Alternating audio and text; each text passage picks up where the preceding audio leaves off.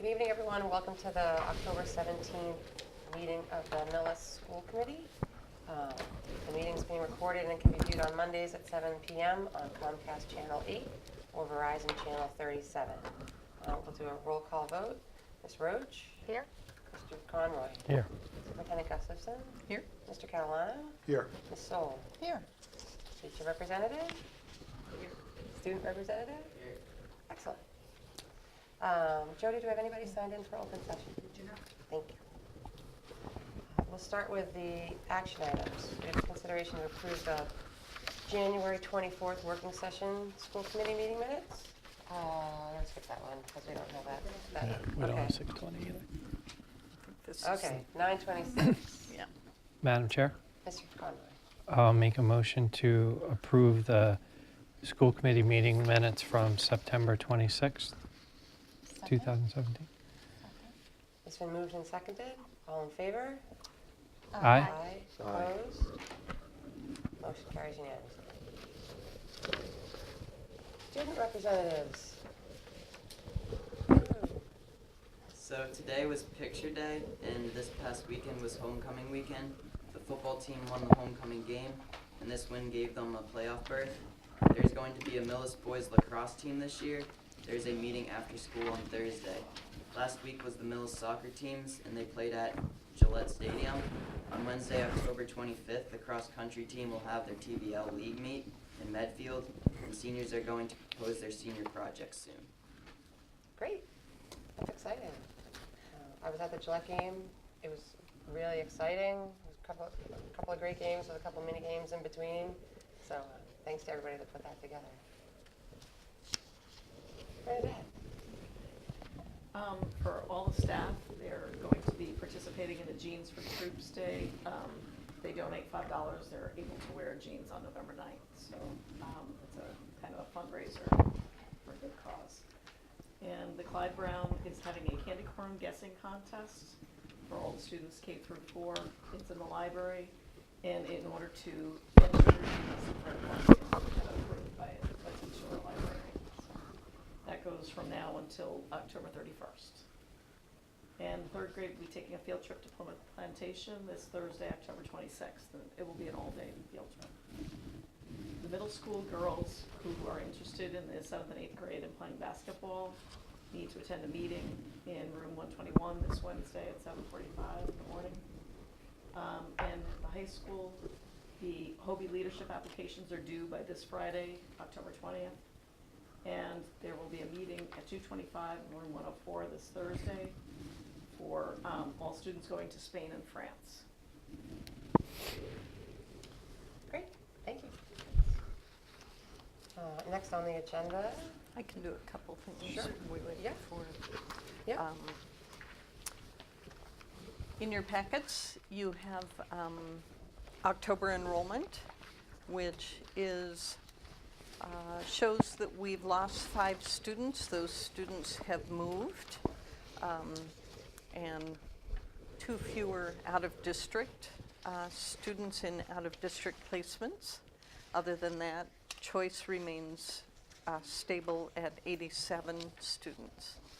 So the high school has 395 students, middle school 412, and the elementary 443 with an additional 58 in preschool for total in-district of 1,308, and then 18 students out of district for 1,326. Also in your packets you have what we call the blue sheet, the personnel action sheet for our 21st Century Careers Coordinator. We have hired Melanie Steeves for this stipended position. She's a marvelous candidate because she does something very similar at Regis College. She has also been an instructor at Dean College and has done work there on college readiness courses. And prior to that, she was an English language arts teacher at the high school level. So she has a wealth of experience and passion and exuberance for this position, and we're very excited to have her. We had a very strong candidate pool for this position. It's only a stipended position of $5,000, but already we are seeking grant opportunities to expand it.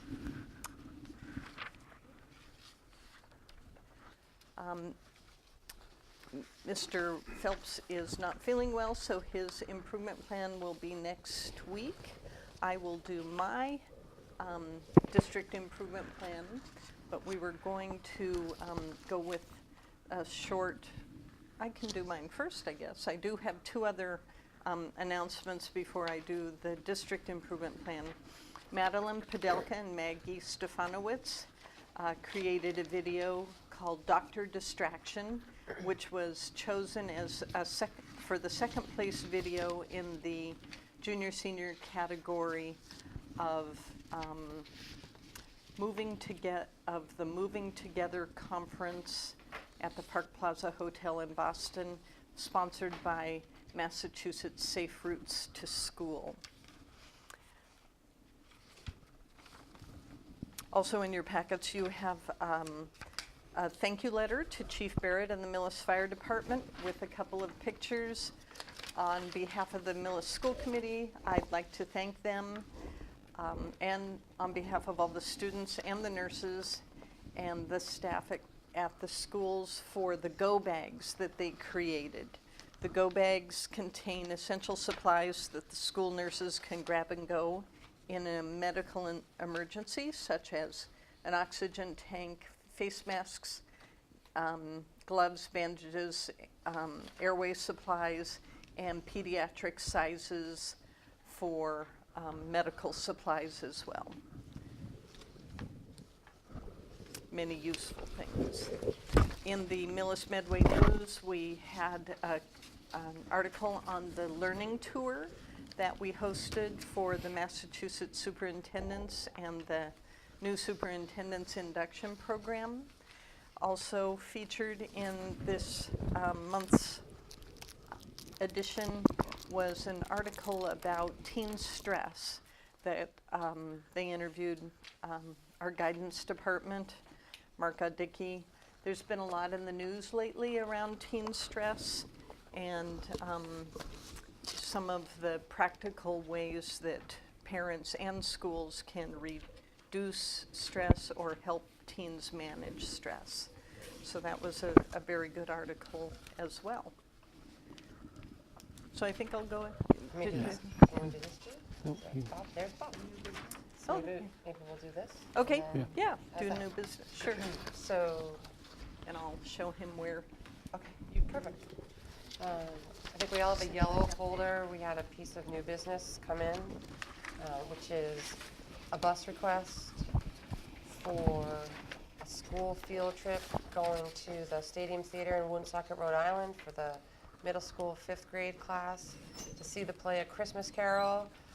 One of the 5th grade students is performing in the play. So it's a request by Robin Talifer. And they are looking for our approval for the trip. Madam Chair, Mr. Kennedy? I make a motion to approve the out-of-state travel on 12/15/2017 to Woonsocket, Rhode Island, to the Stadium Theater to view a show where one of the students is performing in the play. Second. So moved and seconded. All in favor? Aye. Aye. Opposed? Motion carries. And Madam Chair, I'd like to introduce Bob Weiss. Probably most of you know Mr. Weiss, our energy manager for the town of Millis and Medway, who has joined us this evening to explain an opportunity. Well, good evening. And as I'm sure you all know, for the last 3 years, the town has been focusing a lot on its energy efficiency. This school, for instance, received new controls this summer, last summer, for the refrigerator and freezer, making that more efficient, reducing energy costs. We've got more of that coming up. For the last 3 years, we've also have been looking at sources of energy for the town, for the school, that are environmentally responsible, more predictable, secure, and cost less than what we're paying now through Eversource and through our third-party supplier. And we found that localized photovoltaic solar really fits those criteria. As you know, we've done a pretty good test of rooftop solar through the rooftop array that we have on the school here. I did a quick study for Nancy, and we found just in 2016 we saved about $7,000 off the electrical operating costs. So that's pretty good. That's something we do every year. Last night, what we're asking you to do tonight is what I asked the Board of Selectmen to do last night, which is to authorize the superintendent to sign a letter of intent with Solect Energy of Hopkinton to go ahead and look at the possibility and give us an estimate for installing solar on some of the remaining rooftop area of this school. We're also doing that for 5 other buildings in the municipality. This letter of intent is just an agreement to provide us, it's not to install the array, it is only to provide us with a pro forma so we can make an intelligent decision as to how large we want it, or if we want it, or if we don't want it. There is a nominal cost involved in this, easily absorbed by the savings that we get. When Mike Lazinski and I spoke with the developer, they said that they didn't get to charge a municipality for this. They put that into their letters of intent only because they don't want anybody just getting free estimates. It is a pretty involved process. Solect Energy Services, as it says, a Hopkinton concern. They specialize in installing photovoltaic panels for commercial buildings and for municipal and school districts. They've done many of them. I myself have been checking out their references. Called 3 different school districts who've had them install rooftop solar. They were chosen through a procurement process, the 25A process that the state makes you go through for energy management services. Very similar to the one we did for the streetlights here in town, and very similar to what Nancy, you conducted 3 or 4 years ago for this solar array. The difference is this procurement was done by Power Options, and I don't know if you're familiar with Power Options. They're a nonprofit Massachusetts organization that provides energy services to municipalities, school districts, and other nonprofits. So they put out an RFP to procure the services and got 30 responses. I think we worked off of 3 or 4 responses. Solect Energy provided, had the best deal. Last night, the Chairman McCaffrey of the board wanted me to convey to you that they did pass this unanimously to go ahead and take a look at 5 municipal buildings. I do want to mention that time is a bit of essence, as if you're aware of the Solar Rex program in Massachusetts, that program runs out at the end of March. So we do want to make sure, if we're going to go ahead and do this, to go ahead and make our decision as soon as we can. That's why we want to get them out here, and once we sign the letter of intent, they'll probably be out next week. And that's it. One question. So I know you mentioned that they haven't charged any municipalities yet, but I do see, and that you mentioned they put a fee in here. Am I reading it correctly that even if we were to be charged a fee, that it would be capped at $1,500? Yes. Okay. Yes. Madam Chair. Bob, where are these arrays going to go? I think we've covered everything we can on the roof up above us. So where are you looking? When I spoke with John Engler and with Nancy, he mentioned that there is some room. There is some. What is it, the fifth, sixth grade wing, he said? And I think also over the cafeteria, was that right? Over The gym? gymnasium is potential, we're not sure, which is why we're interested in the analysis. And Yeah. yeah, the fifth, sixth grade wing. It is the oldest part of the building and the oldest roof. So as part of their feasibility study, will they look at the status of the roof when we're looking at a replacement, which is not a perfect science, but they can, because what we don't want to do is put something up there for 20 years that we're going to have to take down to replace a roof in Right. 7 years. Yeah, that's part of it too.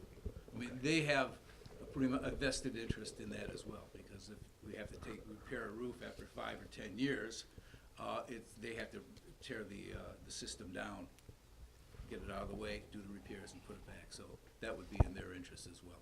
So this feasibility study does not encompass any of the other arrays that we have up there or what's up there. This is for new arrays at a different part of the building. That's correct. Okay.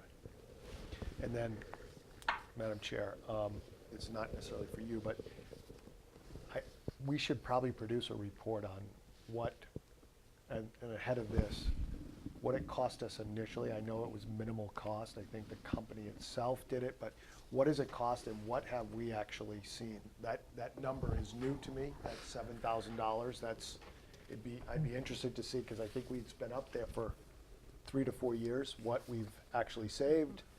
And just an overview of from when we installed, the cost of the installation, and then what we've had to spend on maintenance cost, and then also what we've saved. What have we recouped? I'm not necessarily putting that on you, but. No, I can help with that because I have a lot of the data, and your finance department has the bills and the payments and such, so we can put that together. So this would be structured as a power purchase agreement. There is no cost to us for installation. It's a 20-year, I believe, Bob, if 20 years. you and I both have looked at it a little bit recently. And our presumption is that the analysis Bob did, that we were probably seeing similar, maybe a little less of savings in past 3-4 years ago because of the increase in electrical costs that have occurred more recently, but there have been savings. We just don't know exactly how much, and it would be, but there is no cost for installation. So can we just go back to when we did the first array to make sure that there were no ancillary costs, just confirm, because I remember that there was a no-cost program, but when all was said and done, was there anything that we had to do? And if it's nothing, that's fine. And then what have we saved over the course of this year? And then if Bob can provide a projection on, because I remember the contract, they said this is what we would most likely save each year if we could get a run of that for this, or maybe that comes out of the feasibility study. That's what the feasibility study will. So let's just look back at what we have now, and then we'll wait for this feasibility study to come out. Madam Chair, Nancy, did you look at the 2014 engineering study for the school? Because I believe that section of the roof in 2014 said it needed to be replaced in the next 5 years, which meaning we have 1 more year before that should be replaced. Before it should. And that, yes, and we shared that when John and I met with Bob, that there is a cost in the Tetra Tech study, the 2014 Tetra Tech study, for not only replacement of the surface, redoing the surface of the roof, but enhancements of more insulation, et cetera. So it was a hefty costly price item, tag. if I recall. Yeah, yes.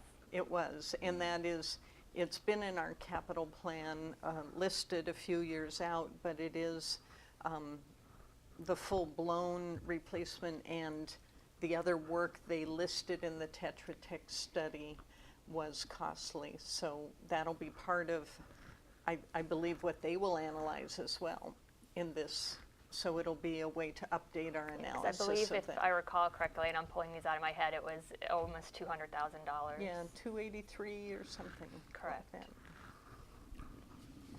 Madam Chair? Mr. Conroy? What are the other, I'm assuming this is one of the buildings, one of the 5, so what are the other 4 buildings that they're gonna look at? Town hall, the police, the fire, the library, and DPW's garage and salt shed.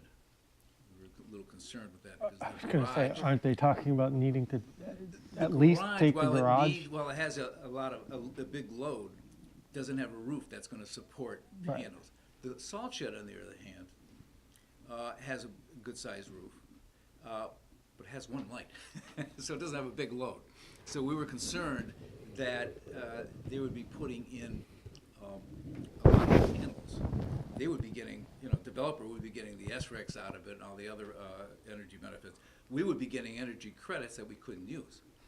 Turns out that as long as, and it's a separate meter, the salt shed is a separate meter from the garage.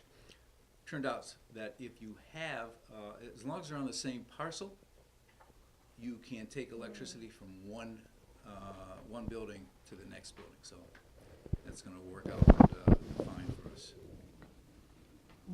So those are the other 5 buildings. Madam Chair? Any additional questions? Yeah, Oh. Mr. Conroy? No, I was just gonna, I would make a motion that we authorize the superintendent to sign the letter of intent in coordination with the town municipal departments, the town administrator, to have Select come out and do the solar power purchase study. Second. It's been moved and seconded. Any further discussion? All in favor? Aye. Opposed? Motion carries unanimously. Great. Well, thank you all very much. Thank you you. very much, Bob. Thanks for coming.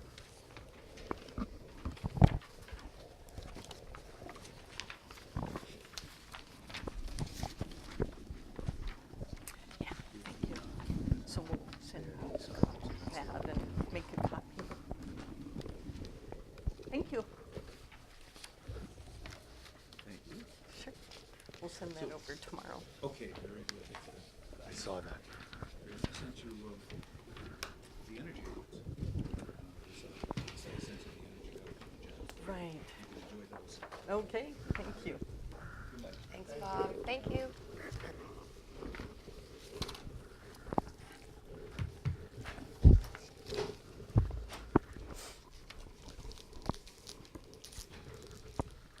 I think that's good. Is that? Yep. Yeah, Yes. thanks, Jody. So we have our district improvement plan tonight for the Millis Public Schools, 16-17, no, I'm sorry, 17-18, coming off a very good year in 16-17. Our mission, as I mentioned, the school committee has heard this several times, but for any viewing public, what we love about our mission is that we are trying to develop not only students as lifelong learners, independent, owning their own learning, but leaders who will contribute to society as well. In the 21st century, that means that students need to be prepared for an innovation economy, an ever-changing economy, and this comes from a book study we did last year, The Innovator's Mindset. If our students leave us less curious than when they entered, then we failed them. So that is something that we all know young children have boundless curiosity, and we want our students to continue to have boundless curiosity. We continue to have strong growth and recognition. We remain in the top 5 to 7% in the nation at the high school level, as mentioned in evaluated by U.S. News and World and the Washington Post. We were an district on the AP honor roll, the Advanced Placement National District honor roll last year for having many students, a higher percentage of students take AP courses with maintaining or slightly increasing their AP average scores. We have been, for several years, involved with engineering throughout the elementary grades through a National Science Foundation engineering integration model and Tufts University, and we were actually the pilot district that helped develop this, and so integrating engineering into the classroom, connecting it to the literature that they're reading, which is really a wonderful program. And then twice we've been, in the past, I think 6 years, we've been noted as being a district with a high return on investment, and that's the Center for American Progress. The middle school has several times been named an Apple Distinguished School. As you know, we have a very strong extracurricular program with athletics and drama and music, and the marching band at homecoming was wonderful and growing, robotics, and our video production program is very strong. I announced 2 awards. Our students are constantly winning awards for their videos that they create. The Tools of the Mind program in preschool and kindergarten are national models, and we're help as a training site for others interested in that. We are one of the few districts that has Spanish throughout K-12 with a foreign language at the elementary school level. And then, of course, our Spanish immersion program has been very strong, and each of our schools is an international Spanish academy. We are now being recognized with the learning tour that came in September as a district that utilizes technology very well in blended learning to personalize education. So we're very excited about that. You've seen, and we persist in pursuing this definition of personalized learning that we developed a few years ago. And we are a Catalyst district in Maple. The Catalyst districts, I believe, are 12 districts, might be 13. What's interesting about the Maple organization in Massachusetts, which is the Massachusetts Association of Personalized Learning and Ed Tech. So it does involve educational technology as one of the tenets of ways to support teachers to personalize better and increase and enhance learning. So as you see their model, we feel that in a couple of those areas we are excellent. Our staff makes personal connections, and it's one of those things, the small school, big family, we really live that. So personal connections and having a deep knowledge of our students is something that is possible, and we focus on, and we do it well. We use technology very well in Millis for this end. But there are a couple of other areas that we're working on this year, developing learner profiles. And even though teachers over the years have been doing them, asking students about their interests, their passions, how they learn best, whether they like to listen to a story, they like to draw out a solution to a problem. So all of that goes into universal design for learning, where teachers gather information about how students can access information, learn best, and how they like to express their learning and show what they know. So we're working on this year developing those learner profiles, trying to get a standardized format for all of them. And then that will assist teachers in personalizing the learning pathways even more, so that students, it's not all whole group instruction where everybody gets the same thing just because you're in the same class. And teachers are excited about this work this year, and they're just this afternoon after school we had a meeting of our BAPL team, which is a teacher leader team that meets monthly with administrators to teachers from each building to figure out how we can support teachers better in doing this, because it is a tall order and it is a change. It's a paradigm shift from how we were all taught as kids and how teachers were taught. So to support them as much as possible, give them the resources, the time, and the collaborative time to collaborate is important. So those are the two things we're working on this year. We've been incorporating learner agency, having students own their learning, having more voice and choice, real world, inquiry-based learning, and project-based learning. We've been incorporating these things for a few years now. Rigor through relevance, the right kind of rigor, not the old-fashioned, kind of rigor. So the universal design for learning, and then a supportive learning environment, and the new Clyde Brown School is emblematic of what a learning environment can be to provide that flexibility for students. So one of the things we've come to realize is bringing students into the process, and you've seen this before, because we believe that going deeply in implementation is much more powerful than an annual new initiative. We're working on the same things we've been working on. So helping the learners to know themselves, bringing them in on the goal setting, these are all the things we're working on this year. Having them, providing them with choices of how they will learn and how they will express and show what they know. Self-assessment and monitoring their own learning, that's one of the most powerful pieces there is for students. And then reflecting and saying, okay, we did well, or we need to go back and do something again. So reflect and determine their next steps. And this, as I've said, obviously for young children, there's this gradual release of teacher responsibility and empowerment of students that happens over the grades, but that happens during the school year too. So in the beginning, it starts out much more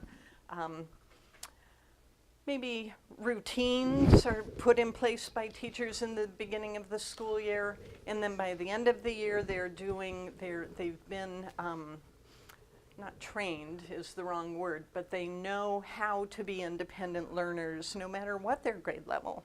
And that's one of the things Tools of the Mind does wonderfully in kindergarten. And kids are really working quite independently and writing in kindergarten and loving it.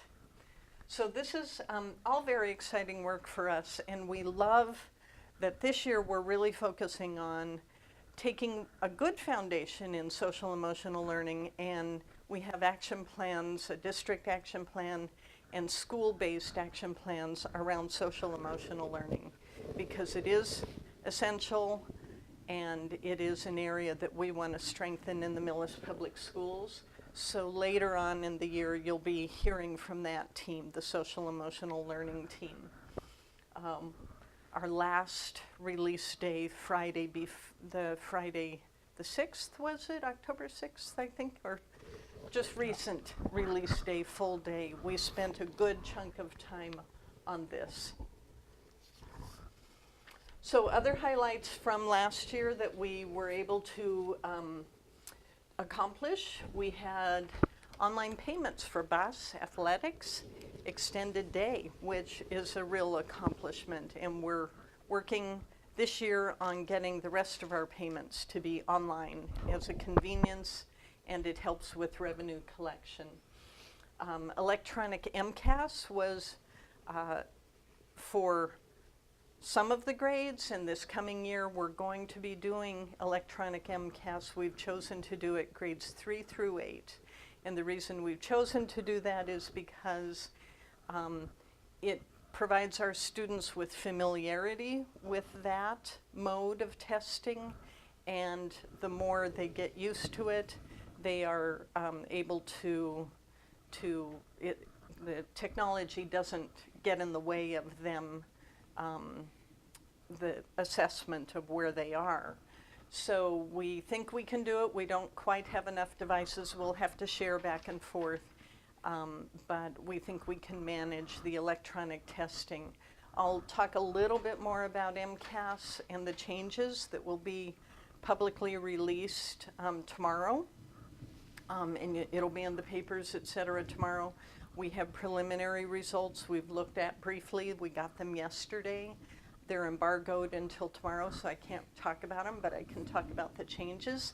And then next week, Joan Lynn will do a little more of an overview, and the principals should be able to incorporate some of the data into their school improvement plans. So we feel very good about the standards-based report card that is up through 6th grade. This year we're working on 7th grade.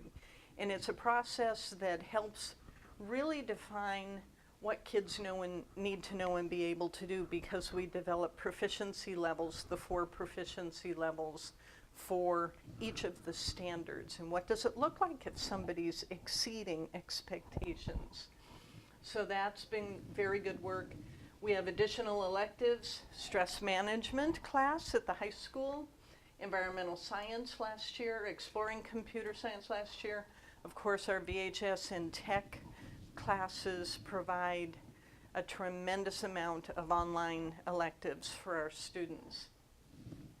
We have new AP courses. We had last year AP Human Geography, and this year we're adding AP Government. We have added AP Government and AP Computer Science, so that's a real exciting component as well. We had an excellent CPR review, coordinated program review from the Department of Education. You will have a full report about that in a couple of, maybe a month. But what was notable about that, it's special education and civil rights and English language learners. The comment we received from the visiting team was that they were amazed because we had 0 findings of needing to improve the special education area. And the head guy said, that's not his real name, he's not really a head guy, but he said that he can't ever remember having a district that didn't have a special education finding. So we're very proud of that. We have a couple of policy and language changes we need to make in our policies and our handbooks around civil rights languages. There are a couple more protected categories in the policies that we just approved last year that we need to revisit and add those to them and make sure that our handbook is, all the handbooks align with those.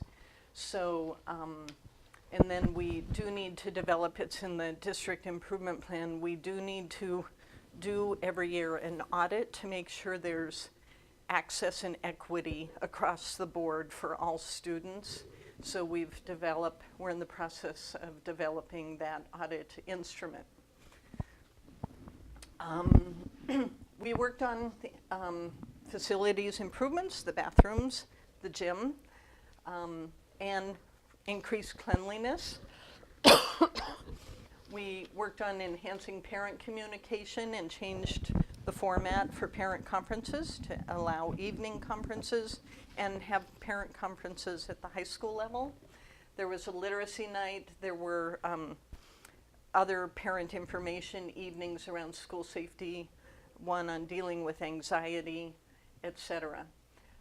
And we, for the first time, had our Small School Big Futures conference focusing on 21st century skills.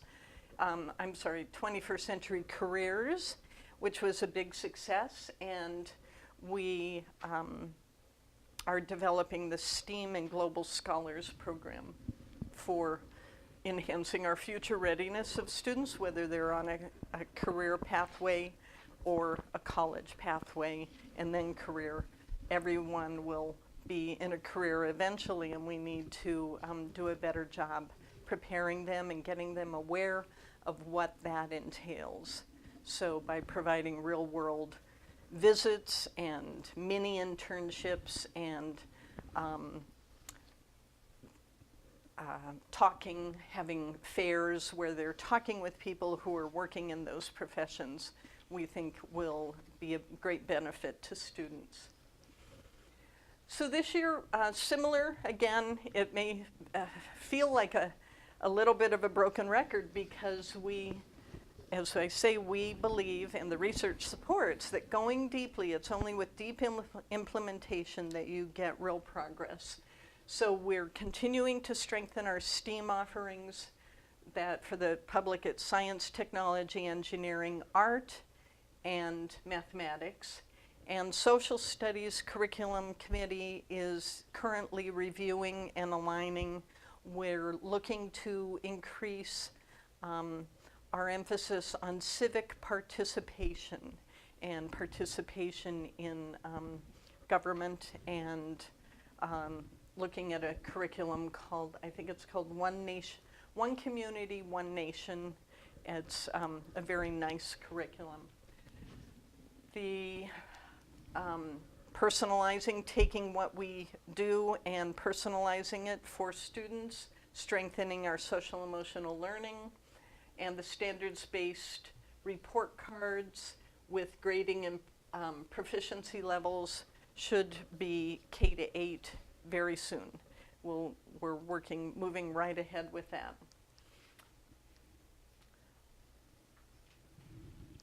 I mentioned the personalized learning.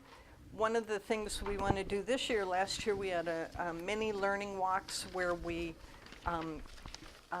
tour classrooms and have a rubric that we use to assess what's happening in the classroom. It's not evaluating the teacher, it's seeing what the students are doing and what kind of experiences they're having. Are they using technology to personalize learning? Is there a lot of student agency or not a lot? And this year we want to include the teams of teachers to join us in that. Professional development around maker spaces, and we have that happening at Clyde Brown and at the middle school, which is really a lot of fun, and teachers are having a great time seeing where the curriculum connections are for making and creating, and it's very similar to what we had been doing with the engineering design, the creative problem solving, create a prototype, refine it, evaluate, see whether it works, and then in teams usually see if you can improve on your prototype. We want to increase and expand what learning opportunities are available for students, supporting students who need more support through the tiers of student support, but also challenging those who need more challenge. And we're creating a tiers team for social emotional learning as well. 21st Century Careers programming, we're very excited about the potential now that we have such a great person on board to help us with that. And we're always looking at ways that we can provide more enrichment opportunities, some of it in the middle school, having middle school students take online courses that are beyond grade level, and other ways that we try to enhance and challenge kids who are ready for the challenge. In the management and operations section, we're always looking to make the most of our budget and see if there are ways that we can increase revenue coming into the schools. We will be looking at grant opportunities, but given what we get, I think we do a great job providing a good and sometimes, in many times, an excellent education given the low per pupil expenditure. And then we're working currently on our capital planning and trying to bring that together We always have the vehicle replacement plan and the technology replacement plan. We're reviewing those now that we have a new tech director. She's looking at some of the assumptions in the technology replacement plan. And then John Engler and I are working on the capital plan for the facilities. Of course, the MSBA project is moving along and is time consuming, but very exciting. And then we do have the policies that we will need to review and bring into compliance with changes either in the law or things that came about from the CPR review and the self-audit that we will have to perform to make sure we're continuing to be in compliance, because we are currently in compliance with everything. For community engagement, we seek stakeholder feedback. The school councils usually do annual surveys to parents, but to teachers as well.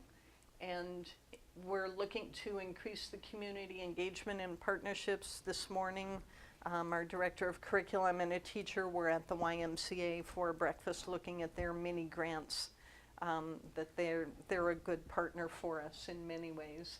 But increasing those partnerships, which will go along with the 21st Century Careers position, and will increase our programming and opportunities for students.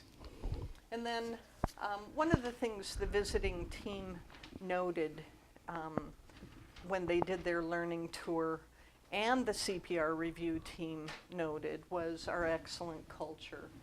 And the culture, you've heard, Trump's strategy that, or maybe you've heard that culture eats strategy for breakfast.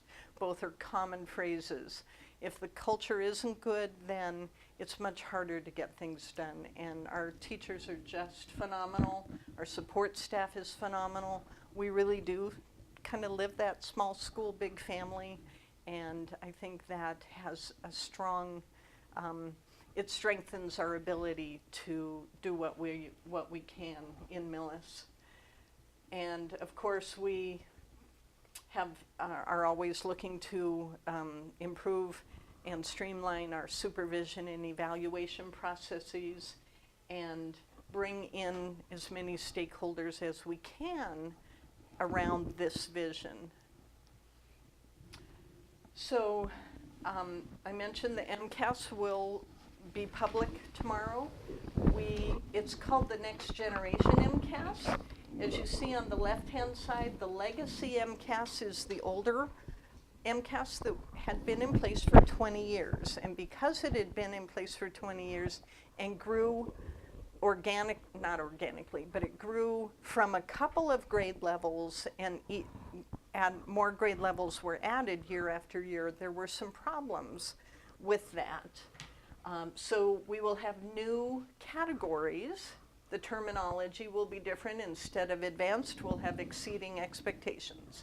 It's no longer proficient. It'll be meeting expectations.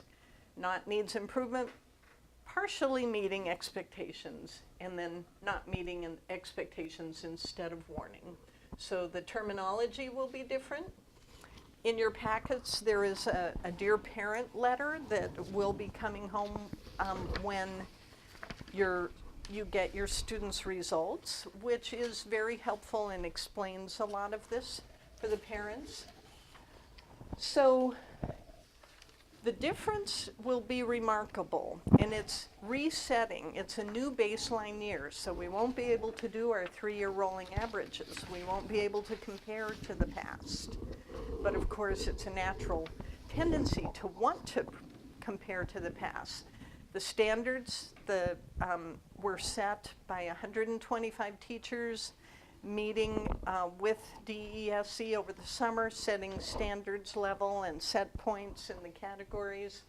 And what is very new is that approximately half the students in Massachusetts are meeting expectations or exceeding now, and half are partially or not meeting.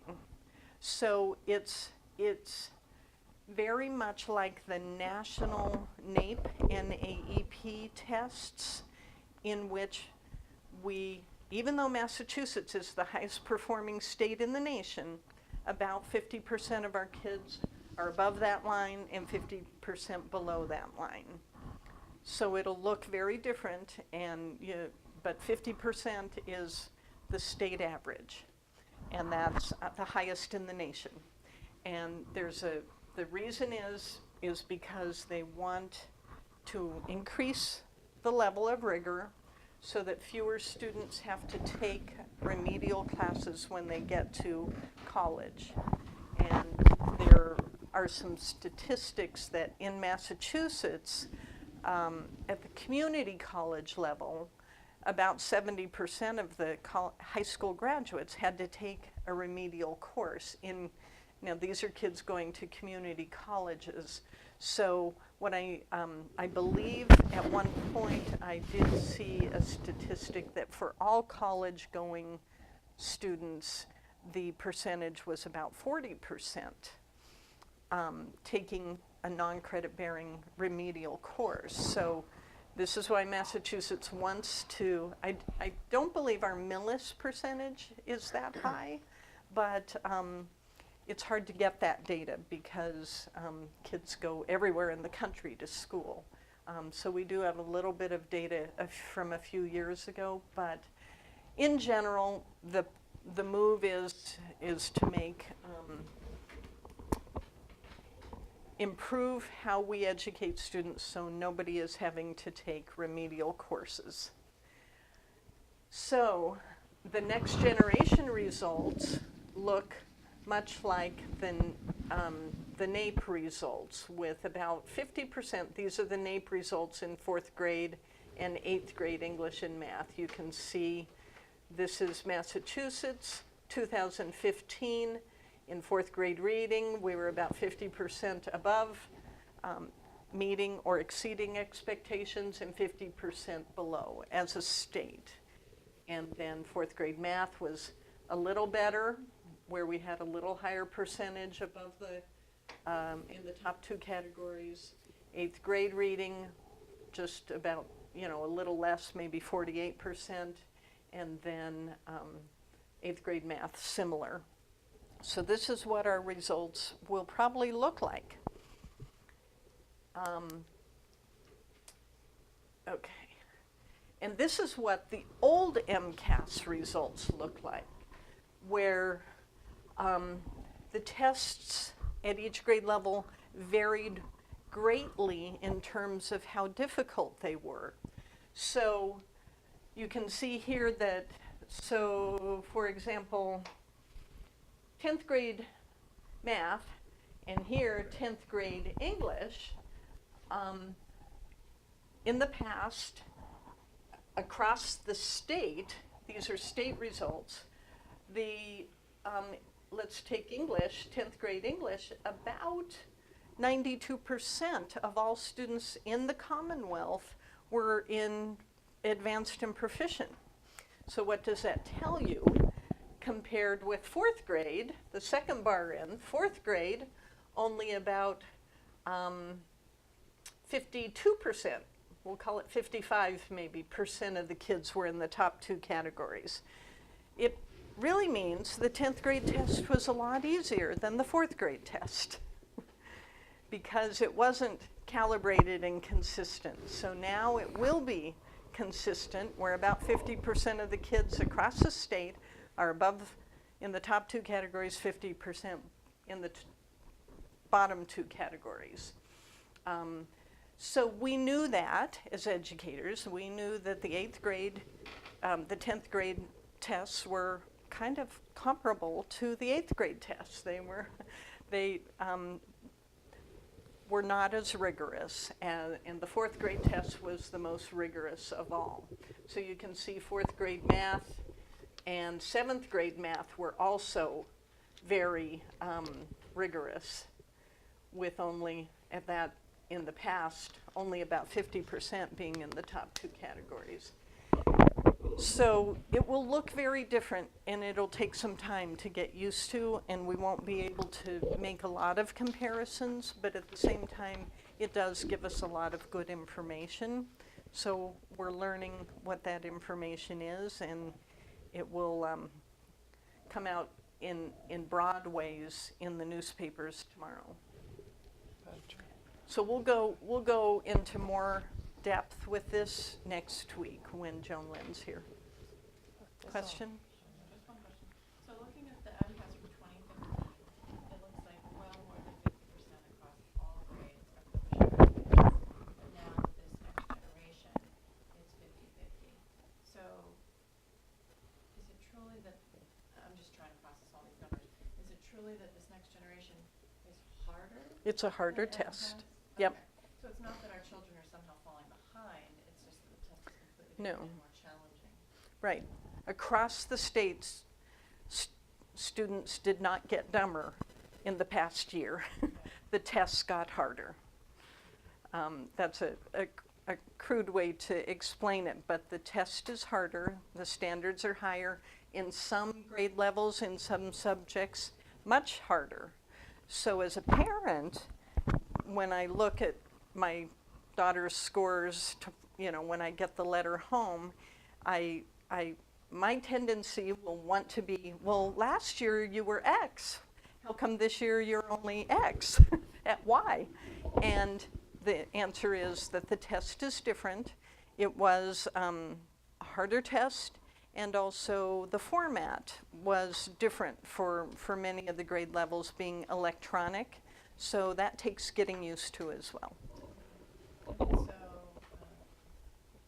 still Massachusetts at 50% will likely be better than other parts of the country, although they don't have much generation. Yes. So just as far as academics, who's Right. better than the rest of the country. Right. And that's it. Now our results on MCAS will mirror pretty much what our results have been on the national assessment. NAEP is National Assessment of Educational Progress. So we will still continue to be one of the highest performing, if not the highest performing state in the union. And the thinking is that scores will go up from here. This is our baseline year. We're getting used to the new format. We're getting used to the higher expectations. And how does next generation MCAS differ from PARCC? It is a homegrown Massachusetts test. They decided to scrap PARCC and build our own because they were not happy with the PARCC pilot and what occurred during that time. I don't know the details on that, but if you're interested, I can find out. So we decided as Massachusetts to build our own MCAS next generation, similar to how we built all the other MCAS tests, rather than going with a commercial company to provide it.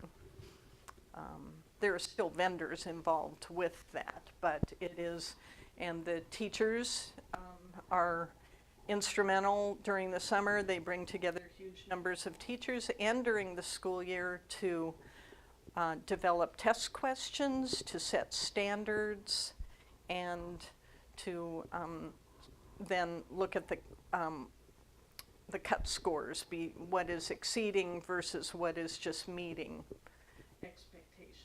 So teachers in Massachusetts have been very involved with that all along the way. With the old MCAS, the 10th grade was you have to pass to graduate. Yes, and will continue to be until it doesn't go electronic until 2019. So if the expectation, though, is with the new next generation, it's going to be 50-50. Or are they going to say 50% of the kids don't graduate because they can't get into advanced or proficient on? That's why they're delaying the grade 10 changes until they can grapple with that exact question. Okay. I do not believe that, each year scores will get better, but I do not believe 50% of our kids won't be allowed to graduate. We have a small handful of kids who need to take the MCAS more than once to pass. No, I'm just thinking if the whole idea of this is, they're laying it out and the expectation is 50% of the kids across the state are going to be in advanced and proficient and 50% aren't. Right now, the rules are if you're not in advanced and proficient in 10th grade, you don't graduate, which may be, looking at this, why that 10th grade test, maybe it was a little bit easier to potentially make sure you cross that hurdle, but that's, Right. So unless, And maybe that's why 70% of the kids, or 40% of the kids in community college needed remedial. even though they were advanced or proficient in 10th grade of their high school. Yeah, so It'll be an interesting transition to see how they deal with grade 10. Madam Chair. So, yeah.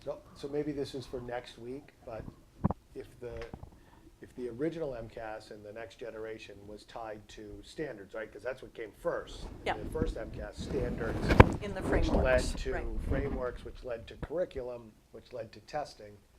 And it appears that you just mentioned earlier in the meeting that science curriculums are almost, or standards are almost done at the state level, or they're new. Social studies were aligning to the ones that were approved at the state level in 2016. So the question is, if the test may be new, and it may be being done electronically, which is new, but if it's tied to standards and kind of bottom line, what are we going to do differently to teach? What are we going to do around our curriculum?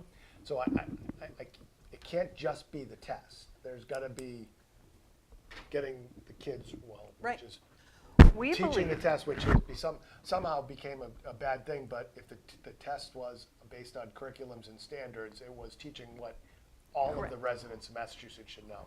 so the newer Massachusetts frameworks do what the Common Core also did in terms of increasing the amount of problem-solving, analytical thinking, and application of content knowledge. So the next generation MCAS, one of the things we like about it, and we have been working on for a number of years, is that it's not just memorizing content, dates, and social studies is the easy subject to pick on when it's facts, figures, dates, names. So it's more the thinking about it. Document-based analysis, having two documents and comparing them and writing an analysis of that, or having two stories and having to contrast and compare. So it's not something you can quickly Google and find the answer to. It's application of knowledge. So we're on board with that because that's what kids are going to need in the future. And we believe that everything we've been doing with project-based learning and more relevant and real-world and engineering design process integrated throughout the grades is what will prepare our students for what they will need to do well, not only on the next generation MCAS, but their futures. All right. So it's exciting, but it's also a process, and it takes a while, and changing how you teach and what you teach to do more of that takes time. So, but we also believe that MCAS, any test score, doesn't capture some of the most important things that we do when we help kids develop into lifelong learners and leaders. And our profession is improving lives and helping children flourish to become their best selves and whatever they can be in life, not just test scores. On the other hand, we agree that the next generation MCAS is going in the right direction by trying to get at more of the application and the analysis. And my favorite quote, not everything that counts can be counted, and not everything that can be counted counts. So we have a balanced approach in Millis. We do item analysis. We'll look at the MCAS scores, but it is one indicator, and we're constantly trying to pull together other indicators of what we believe are important in life, character attributes, all of those things that are part of social emotional learning. Any questions? Madam Chair. So Nancy, I'm looking at the enrollment for 10-1, and we track people in district and out of district.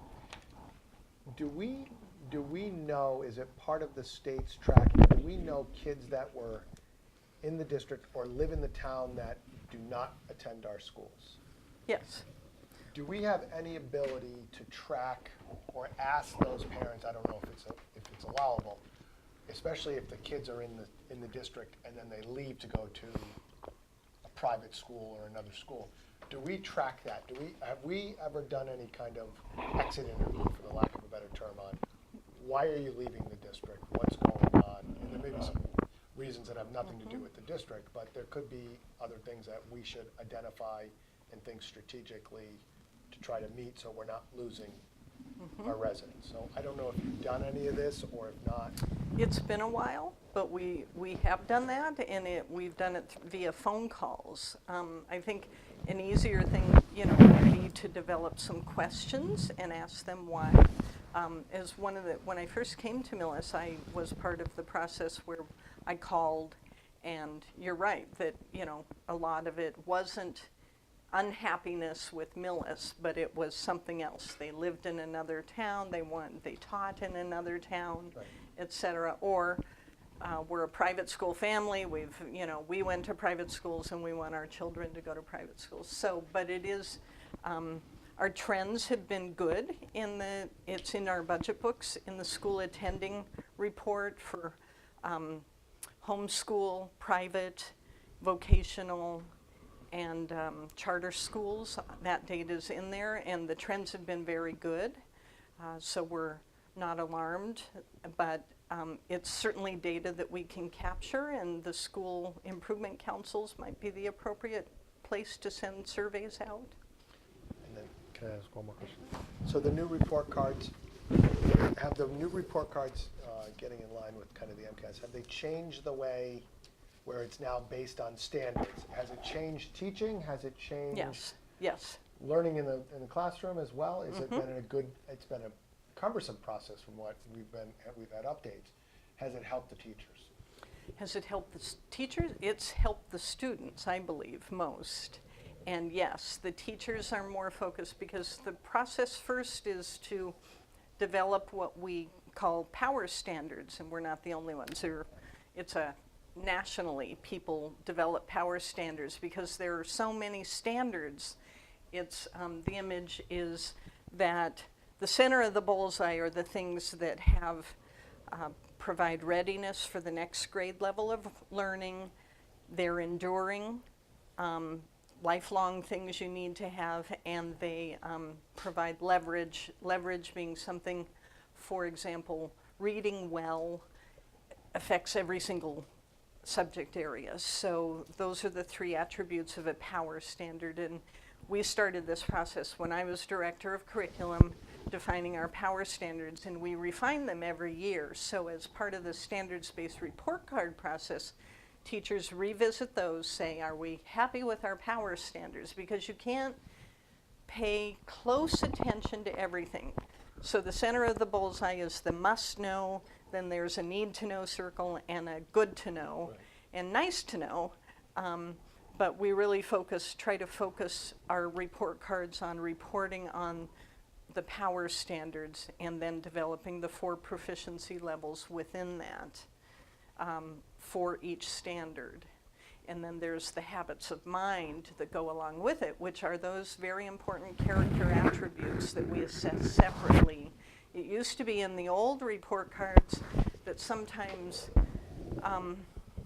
habits of mind got folded into the grade. So the grade didn't actually always reflect a level of mastery or proficiency, because, for example, my oldest son, he won't mind if I use him now that he's 33, but he was not a kid who did homework or compliant. He was very strong, but he was disorganized and didn't complete assignments. So his grade did not, often it didn't match with his true proficiency in a subject area.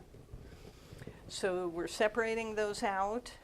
It's grading, assessing for learning. Have they shown proficiency of that standard versus a lot of other stuff that got folded into grades in the past. And averaging grades is not an accurate way to show whether they're proficient or not. So everything we grew up with, an average, you could have had an awful start to your year and dug yourself into a hole, and the best, even though you love that subject at the end of the year and did wonderfully well and are the best in the whole grade level in that subject, it got averaged and you'd be a C student or a B minus or something. So there's a lot to the professional development around grading for learning. Madam Chair, it's coming from that old school ABC. It's confusing, the standard-based report cards, and my oldest is in 6th grade, so he's early in the piloting of that. As we communicate with parents, I do hear for that feedback from parents. They're confused by things. And 6th grade, there isn't as much communication as you have down at Clyde Brown. So I flip through the math binder. I'm like, okay, 3, oh, 2. But I don't know if the 2 is based on something they learned yesterday or something they learned a month ago, where they are in that learning process. And there's Power School, and there are different points where we can look at. It's hard to know how they're doing when just 3, they're doing great. They're right where they're supposed to be. But it's still confusing. And then I wonder, as they get older, how do colleges look at, well, everyone's a 3, everyone's right in line, maybe some are 2s, some few people are at 4s. How are colleges evaluating that? Well, there are fewer high schools that go standards-based, and they might go hybrid. But colleges are changing too. So it's an evolutionary process. So we'll see as we move up through the grades. And I can only say to parents, please reach out to your teacher, your classroom teacher, to say, how are they doing? As I have a 6th grader and a 10th grader. No, she's 7th and 10th grade now. So I get what you're saying, and the fallacy is that an 87 or a 95 tells us really anything either. It's comfortable, it's what we're used to, but just because they have a 95, and this happens, the research is girls, especially in middle school, are much better at completing all their homework assignments and complying and doing what the teacher asks. So sometimes a high grade, then the question will be, well, why are they needs improvement on MCAS? Because the grade in the past didn't capture a true proficiency level. It really was measuring some of the compliance and effort. And effort's a wonderful thing. We all want kids to be putting in effort, but effort alone can't be what translates into a grade that should tell us, are they proficient enough that they are ready for the next level of learning in the next grade. So, but do start with the classroom teacher, and maybe we can have some more, in parent conferences, et cetera, some more times that we can provide those kinds of question-answer forums to help clarify. It's one thing to understand the measurements, the 1 through 4.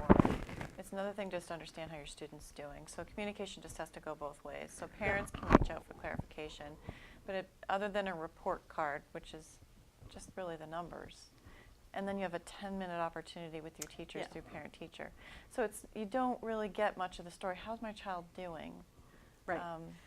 It's tough to kind of get your head around it, especially when you come from a totally different grading system. Well, I do know you can always request a a team conference or another additional conference. And I feel the same. I think I had 7 minutes. Right. You know, Because it the other was- person before you was late, and then the other family standing out in the hallway for the next And one. Yeah. it's not good. So if anybody has any concerns, they should ask for a second conference. And so for most kids, they're doing fine, and they're it's almost the parent conferences of, you know, put a name to a face.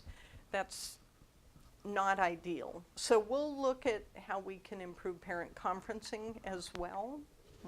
Or even just a little more of a summary in the report card. In the comment section, some comments on how your Comments. child's doing.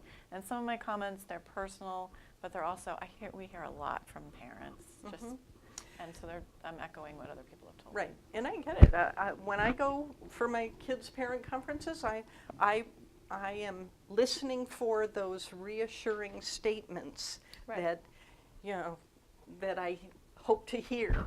And so if those reassuring statements, or if if there is a concern, a teacher will be reaching out. But, you know, so some of those reassuring statements could go on in the comment section. I will bring that back to, and Joan Lynn will be here next week, and so that even though it's MCAS, we can, provide, she shepherds the standards-based report card process through the grades right now and works with teachers along with the principal, but she's the point person.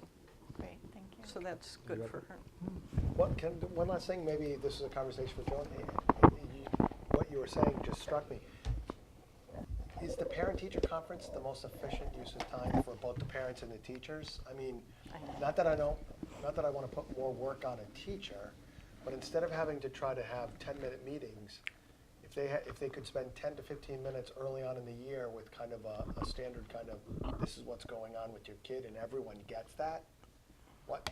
A Does that- narrative. A narrative. And, Well, I'm not talking a 3-page narrative. I'm talking some bullet points on kind of behavior, and clearly it'll change from grade to grade, but behavior, homework, whatever, classroom participation, whatever it is, And that could make it more efficient. And then, because not all parents go to parent-teacher, Right. so every parent would have access to it, whether they read it and take it in. And it may even save some time on the teacher's end where they're not trying to have to reschedule stuff, or we can get it out there. And they could even say, I would recommend an in-person conference with you at some point, or a team conference with you. I do know our teachers are very, very responsive to requests for parent conferences, and They are. either individual or a team, the whole team will meet. Not all parents know that they can do that, though. They don't Right. know that they can request that all the teachers for the middle school, let's say, in the room and just have a conversation about how their child's doing. Right. I think that 10 And- minutes, if they're and- invited, is all they have. We can look at that. It's certainly good feedback for them to consider, and we'll mention it to the principals and to, I have an administrative team meeting tomorrow, and we'll mention it. I think probably the only drawback, and I do know students on IEPs get progress reports as well that are good. But I think when you're a middle school and a high school teacher and you have 100 students, then that is the time-consuming piece of that. It's not that they don't want to communicate, but how to do it in a way that's not a tremendous burden to them. And I preface it by saying Yeah. I don't want to put more Right. work Right. on them, but But we all have a primary care physician, right? Right. So your homeroom teacher could maybe be your primary care physician that knows everything, receives the updates on how you're doing in that classroom. So that makes it more like 20-some-odd kids. Well, and I think those are good things for us to put on a parent survey too, for the school councils to ask parents about. Are you happy with the information you're getting on report cards? What would be beneficial? Because you're also going to get just as many parents who want that 10-minute FaceTime. Yeah. Just because, especially in the middle school and high school, when you don't have the activities, you don't have as much interaction or things that, you basically see middle school and high school teachers once, now maybe twice a year, Right. really. It's open house and it's the new parent-teacher conferences. So other than that, That's right.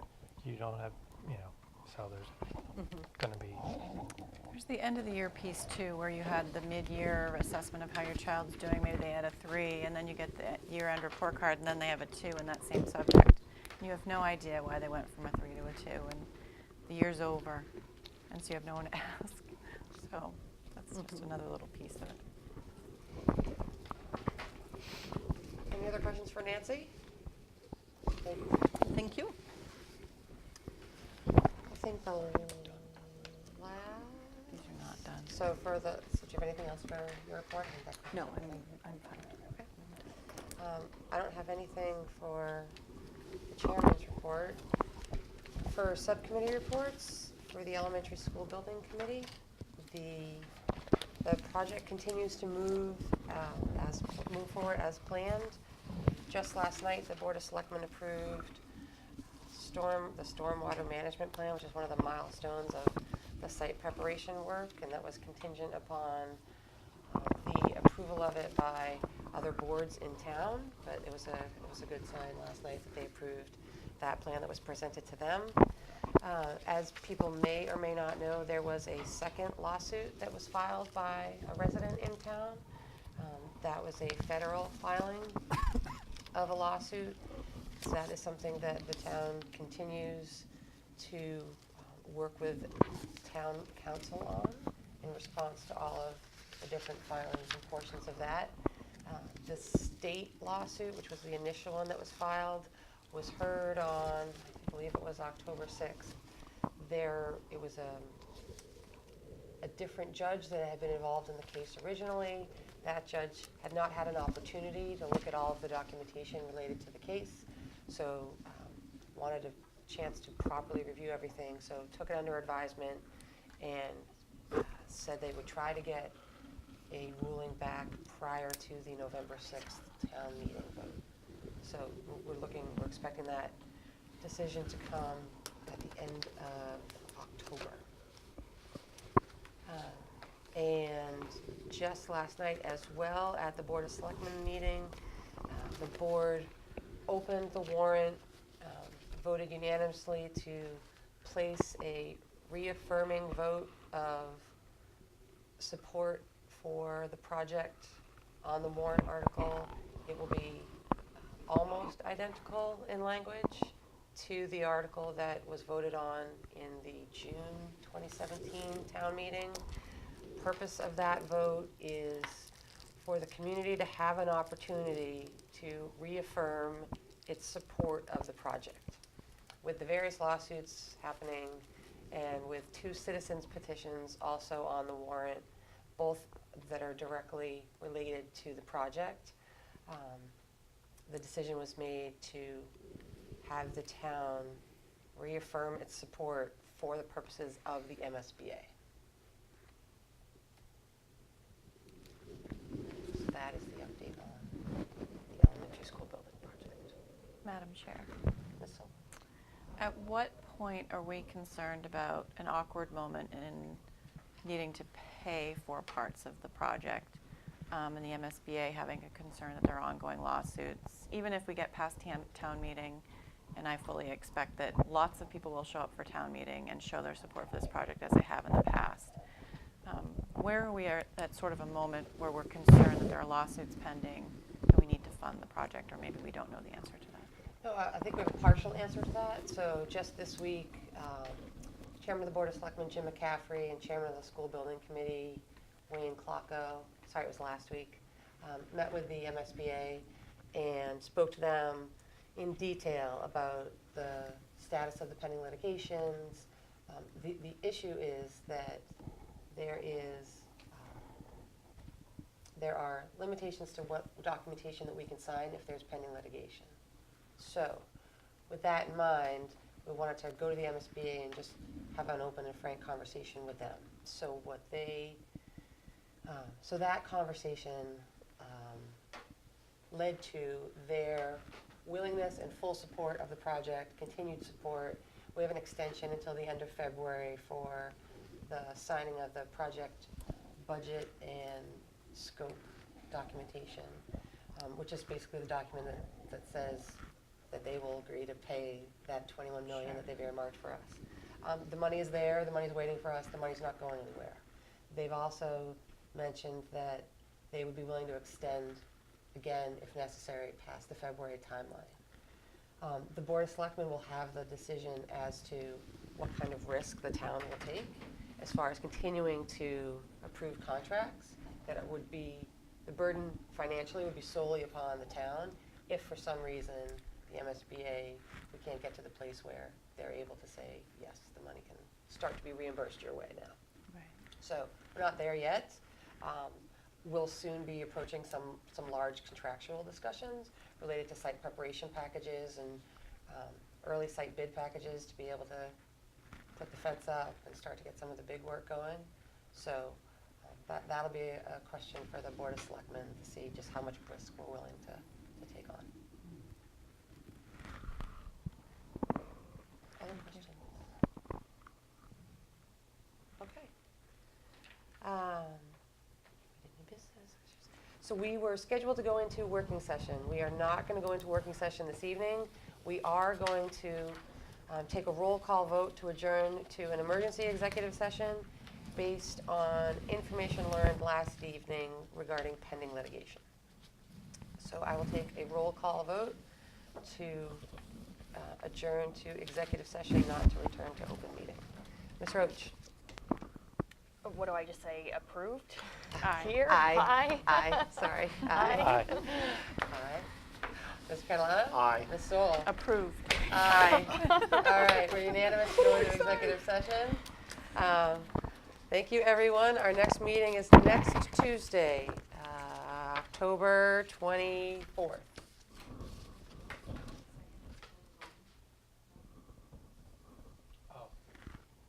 I move that we go into executive session, Second. not to return. Second. Oh, you seconded it, okay. Thank you, Jody. You want us to re-roll? No, that's good. Aye. Aye. Okay. Aye. So confused. All right, thank you very much.